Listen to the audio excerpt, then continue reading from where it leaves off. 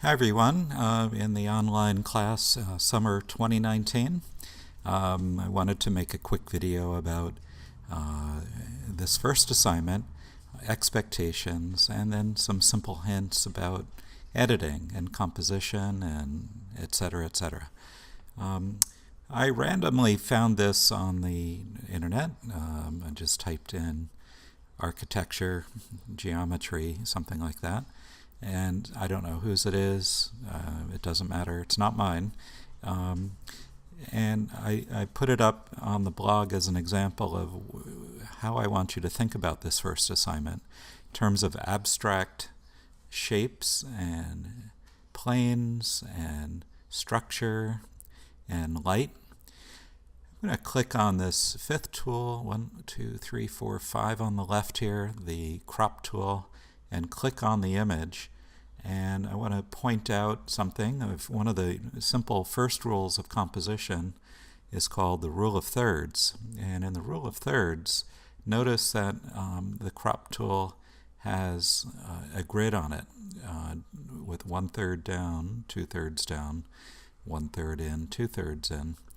And so these nexus points where these lines intersect then are the sort of focal point hotspots of any image. This is, all rules are meant to be broken, but you might as well learn about this one in order to be able to break it. So notice how the focal point of this picture, where these lines all come together, is very close to this third point. So if you want to be a stickler, we could say, all right, why don't we put that right on it? Okay, and do that. I clicked the check mark and cropped it.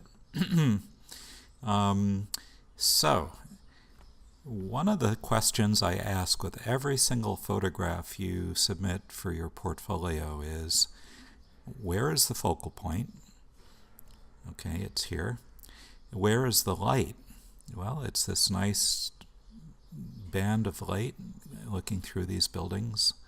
I'm not sure of exactly. This is sort of a greenhouse roof here, butting into a building, but it's sufficiently abstract that it sort of doesn't matter. And then the next question is, what takes your eye away from the focal point, if anything?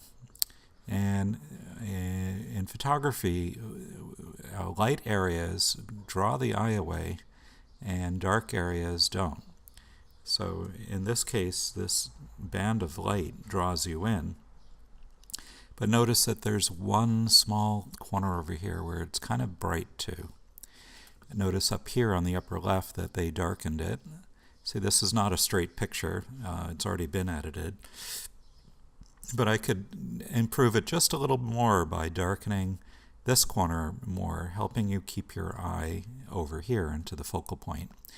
So basically what we're going to do to use Photoshop is work directly on the image, and I'm going to close the color there and show you the layers, and we're working straight on the background layer, the main layer, and I'm taking the lasso, which is the third tool down here, and lassoing around this bright corner. Now if I were to darken this at this point, it would end up looking really bad because the lasso delineates a 1 pixel wide boundary. What's selected is inside the lasso, and that's what we're going to change. So we want to blend this so it looks smooth and you can't detect where that edge is. So I come up to the top where it says Select and Mask. The options for each of the tools appears at the very top when you click on a tool. So in the case of the selection tools, like the lasso or the marquee, we get Select and Mask, and I click that. And then notice this slider that says Feather. And we slide that up and take a look at how it's blending. And it changes with each picture, depending on the resolution of the picture and how big the selection is. So I'm going to say OK to that. And then when I darken areas, I use Image, Adjustment, brightness, contrast, and dial back the brightness. That works much better than levels. It's fairly contrasty, so I'm going to also dial back the contrast and keep dialing this back a bit. Okay. I'm going to hide the selection so you can see the before and after better.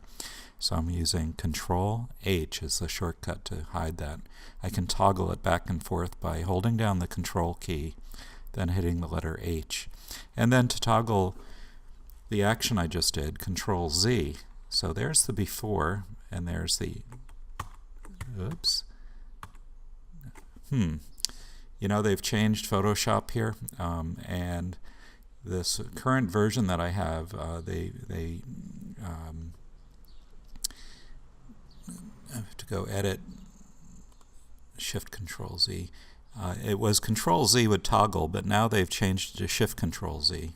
So I'm going to do that one more for you just to show you this. I could go back in my history and redo this, but I'm going to show you again this way. So I made a selection by clicking and dragging around this whole area. Click Select and Mask, feather it out, hit OK, and I'm going to hit Control H to help you to see what I'm doing. Image, adjustment, brightness, contrast. Dial this back. Dial back the contrast to open it up a little bit. And I'm darkening this whole corner. Control D for deselect. I could do that a little bit too, why not? And I can also open up the center, bring a little bit of light to it. And image, adjustment, brightness, contrast. Just a little bit. Control D for deselect, or menu item, select, deselect. Notice that the shortcuts are listed right next to each of these. So when you want to select all, Control A, deselect, Control D. Those are the main ones in this menu you'll need. So Control D, and then I'm going to bring a little more light into here, and very subtly so. So I'm going to click Select and Mask, feather it way out, something like that. And then hide this one. And when I bring up light, I use levels.